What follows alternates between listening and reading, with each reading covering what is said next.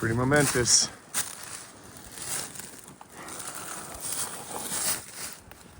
Not anymore. For sale no longer.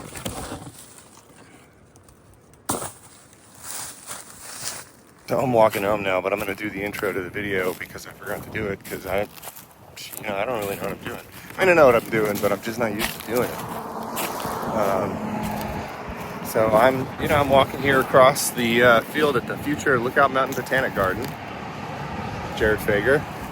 For those of you who don't know me, I am not going to do a long intro. We're going to have to do that in another video, but I like plants a lot, and trees especially. So we're going to do a lot of cool stuff here in the future, and I am really glad to have you all along for the ride.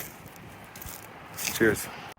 So here is one of the wet weather creeks, actually somewhat permanent creek that flows through the land. I'm calling it the East Creek because it's on the east side of the land. I haven't been up to see where it is yet on the field right now. I think it may be like sheet flowing across part of the field. I will see that in a little bit, but I'm looking right here at where the creek goes underground, and this is one of the things that I would like to address if possible. I was just looking at the neighboring property over here across the road.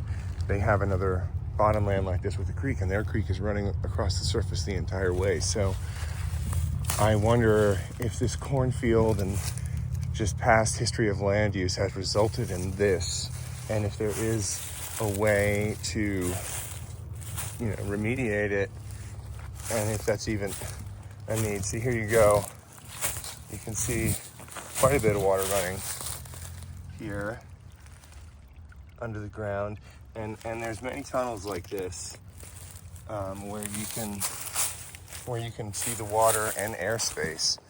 It's obvious here that when the water flows heavily, that you've got surface flow, like when you have heavy rains like we did last night, and there's remnants of it here. It's still sort of wet, but you can tell it was super brief. Here it is bubbling up again, and then flowing on the surface, and then again kind of just disappearing down a little hole right there. I promise I'll get better at this. And then again, you can see it emerges here. I love the moss on the exposed rocks. Yeah, it's bubbling up out of there, out of this pocket, and it's flowing now. I think it's still also flowing underground. But yeah, the East Creek splits to another spot here. There's sort of like this little highland in the middle. Thanks, Siri. And I'm wondering if it's flowing over here too. So let's go look. Here's a small population of Alabama native bamboo, commonly known as river cane. This is Arundiana appellatiana. It's dormant right now, but it will emerge from these pretty soon. Growing here, again, along the creek bottom. You can see where the water's been scouring during heavy rain events, but again, mostly flowing underground, I think. Try to get the Smilax out of these. Maybe that's grape. Yeah, it's grape. There's grapes everywhere. Pain in the ass. Anyway, we're gonna follow this down to the bottomland.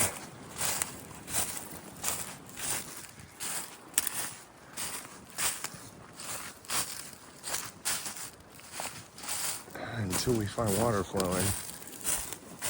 You can see that very recently it was, but not much and not for long. So this is probably like an overflow situation. only in extreme events. But I bet there's still some kind of underground component here.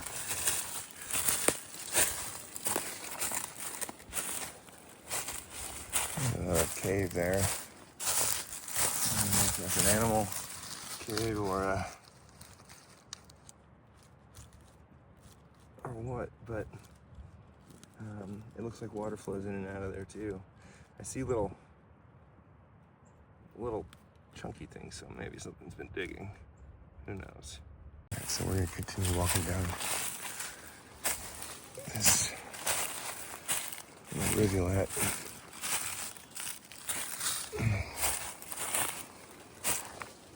Sort of impenetrable here with the smilax. I don't know if I should burn this. I probably should not. It'll probably torch everything in the overstory. Anyway, I need to clear this area out so it's a little easier to walk through. Get the blackberry out of here and just so much smilax. I mean, and, you know, I know it's native. I don't want to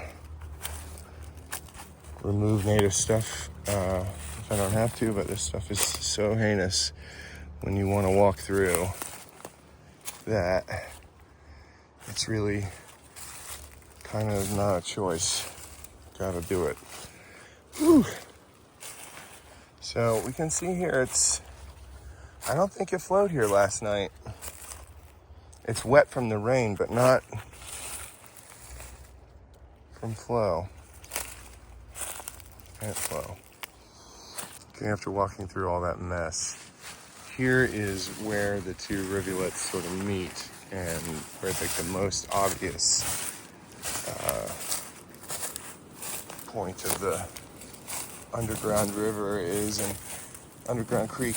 And it's interesting, the water's so deep now you can hardly see that it's moving. I guess you can.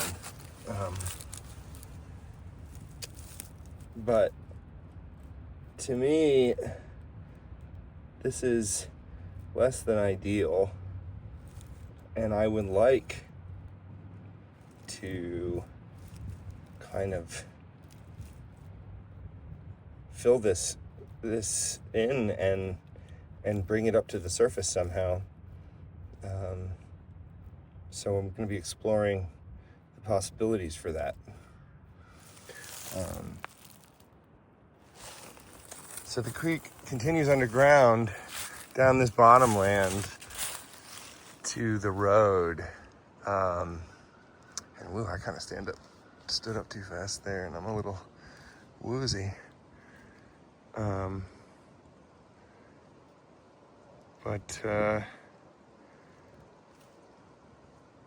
And at the road, it kind of hits it sort of like a dam. So it really slows it down there, and there's kind of a pooling area, total swamp if you want. There's some hardwoods growing up in it. But you got to imagine that, you know, wherever you're seeing these areas here that are scoured, where the leaves are not there, you know, water's flowing there when the rain is going hard. So ideally, I would like to bring water up to here all the time, or some version of that, and create a more, you know, maybe impound some areas around here. You know, this bottom area here, maybe along the property line, which is somewhere in that direction. I think around that dead tree right there, that dead tulip tree. So yeah, there's a lot of opportunity here. So let's go look at the cornfield. Well, here we are on the field. Yeah, I made it up here to this gushy spot. And you can see there's definitely water flowing over the ground here. And I think this is feeding the middle creek. I think really there's an east creek, a west creek, and a middle creek. And the middle creek is what this is. As we walk over this rise here, you probably hear it still squish, squish, squish.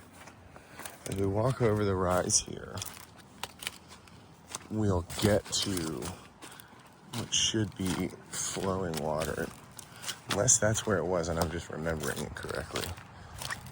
It's all a bit new to me still. Yeah, there it is. So you can see the low spot there, and you can see where all the grass is growing and all the rye.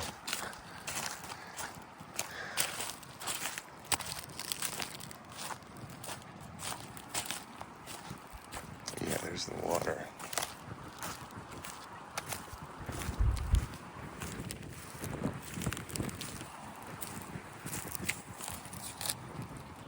So here we have it flowing across the surface.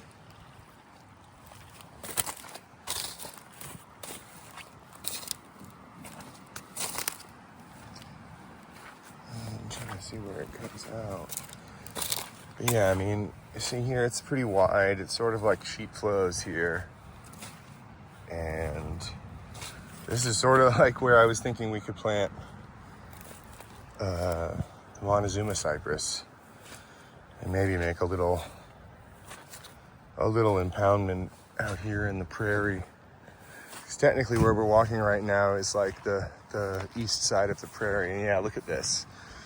Right here, I think it would be super cool to put maybe several taxodium. You know, it's all up in the air. I have a basic plan, but it could change.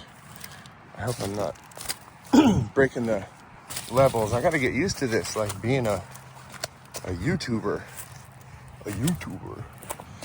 God, here. I'll lose my glasses. Oh, it's deep. It's like 8 inches deep. Oh. Still gushy, but I think the water's mostly underground now, unless it... No, I think it's mostly underground here.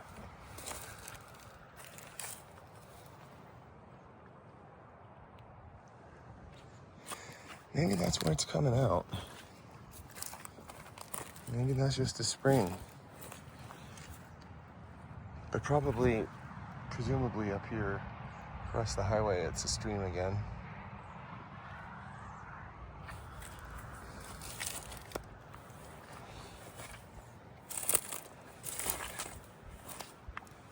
Oh, it goes this way.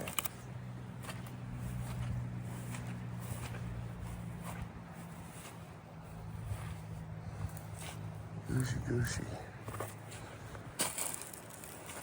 Is that disappearing?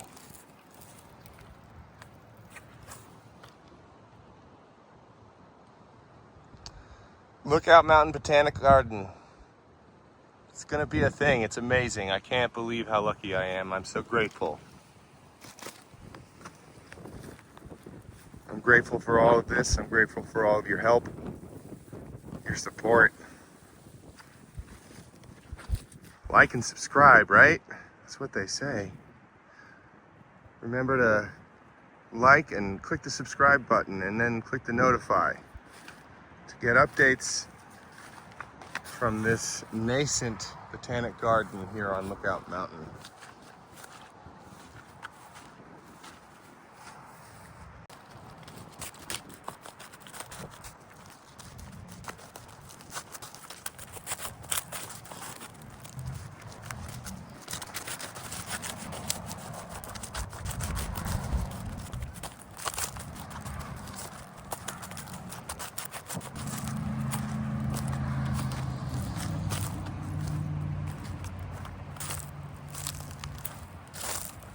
Here is the West Creek, not running. That's kind of funny.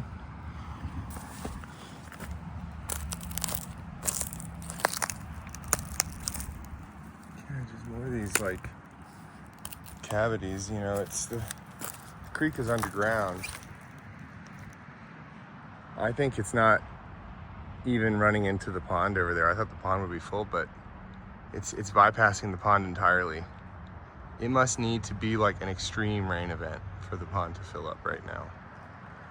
So I think we're gonna need to remedy the situation. And I think we're gonna do it with gully stuffing. Yeah, so there's water here.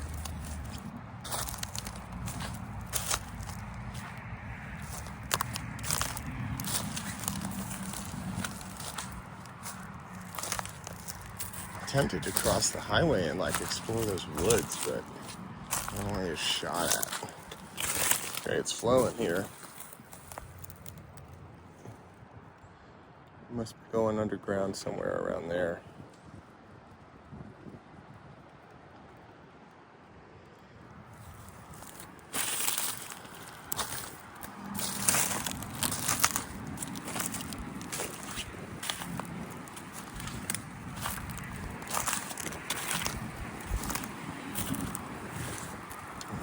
Let's see if it disappears again.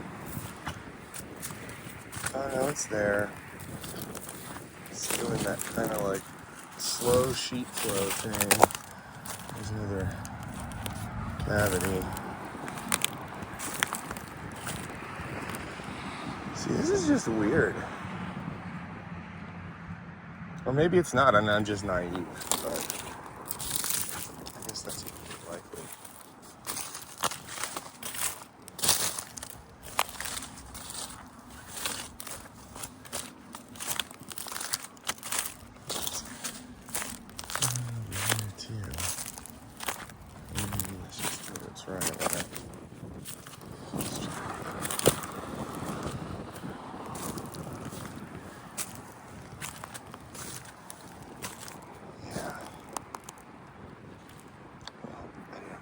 The highway right now. Some folks on Facebook were asking about these pine trees because they saw them in the aerial shot, and I think they are mostly loblollies, but there may be some Virginias in there as well. And let's go look.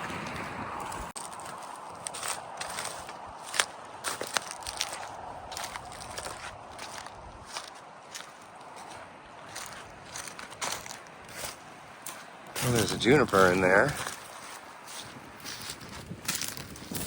Eastern red cedar.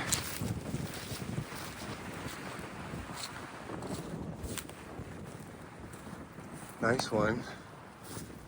Doing well here in the shade. Really pretty, actually. Beautiful foliage. So actually, I don't see any Virginias. If there are, they're like little scraggly things. No, wait a minute, I spoke too soon. There's one right there. Yeah, wow, that one's actually pretty sweet. But yeah, these loblollies are definitely gonna stay. Probably that Virginia as well. I see no reason to remove any of this stuff. Probably just gonna plant more junipers and hollies in the understory. Ooh, look at this guy. See, that's cool. I'm glad I went up here. That's super cool. Look at the size of that trunk. That is a big, big tree.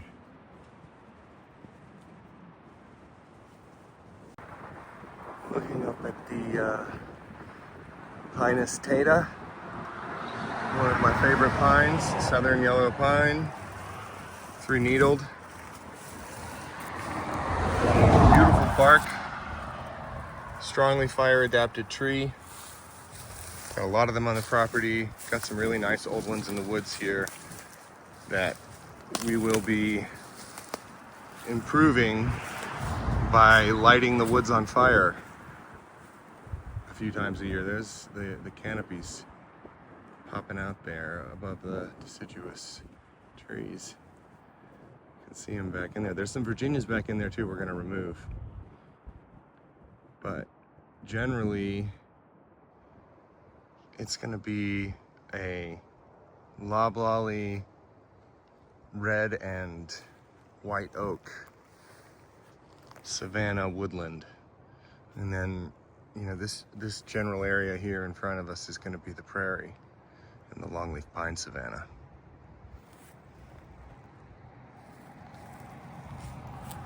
And hopefully we can do an effective privacy screen to shield this stuff out, because it's really